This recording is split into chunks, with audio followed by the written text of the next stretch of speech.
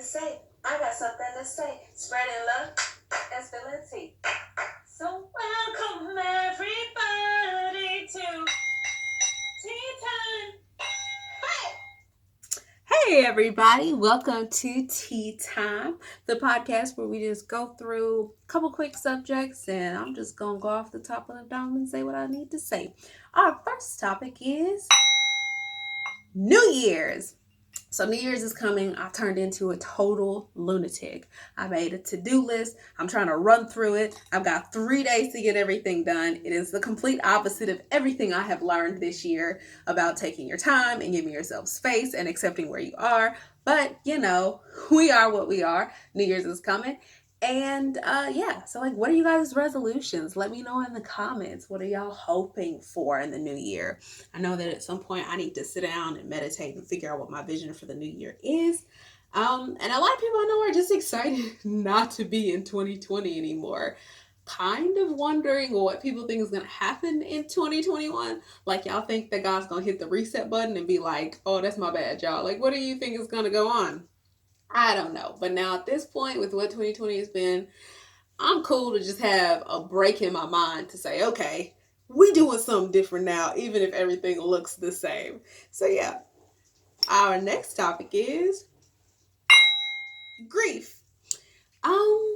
So lately I've experienced a decent amount of loss, and it's been unraveling. Like, the shape of my soul has changed in the last 3 weeks or so. And I think that what has been helpful for me is understanding that my reactions are normal, that the feelings are valid and that they matter. And then being an empath, it is tough because you're not only dealing with your feelings, but you're dealing with the feelings of those around you and wanting to show up and also having a martyr complex. So you really just keep moving and pushing. And honestly, I'm exhausted. Like, I need to give myself the space and the time to just feel and to deal. And I'm having a hard time believing that it's real. Yeah, so you get a rhyme there. Fun times. Okay, our next topic is Wonder Woman 84 and Soul. So those are the two new movies that I just watched recently. Wonder Woman's by Patty Jenkins, if I'm correct, is the director, and I believe she's also one of the writers. I loved the first Wonder Woman. I thought it was beautiful and powerful and super impactful and important. This second one, it was just a movie, right? Which is not inherently bad. Sometimes you go and you just want to watch something, forget about your reality, take a break, see some 80s clothes. I love the 80s, so that was awesome. But I felt like the punch of the first one was not present there. The beauty of it, the messaging in it, I just felt like it didn't measure up to the first one. But y'all check it out. Let me know what you think. Soul was really, really nice, and it was really beautiful. And originally I was kind of like, I don't want to watch this movie about an animated middle-aged man. Like, I it's not the audience that they usually go with, so I normally was kind of resistant to it originally anyway.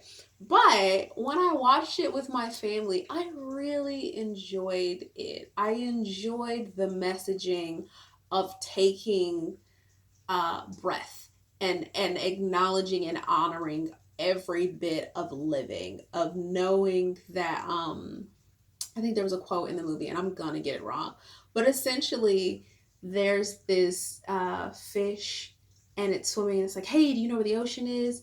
And the other fish is like, you're in it. And the fish is like, no, this is water. I'm looking for the ocean. And that's how life is, right? Like, you're always like, hey, do you know how to live? Do you know what living is? And everyone's like, yeah, you're doing it right now. Like, you're breathing, you're in the space, you're going through it. And it's like, no, I'm not looking for that. I'm not looking for like waking up and hanging out with my family and talking to my friends on Zoom. I'm looking for like skydiving. I'm looking for standing on massive stages and talking to lots of people. So I really enjoyed that messaging. I didn't cry though, which I think is a trademark for Pixar movies. So for that to not happen was weird and kind of disappointing. All right, our next topic and our last one, love. This year has been such a big love year for me. The love of like myself, loving my body, loving the way that I move, accepting my mind and how it works.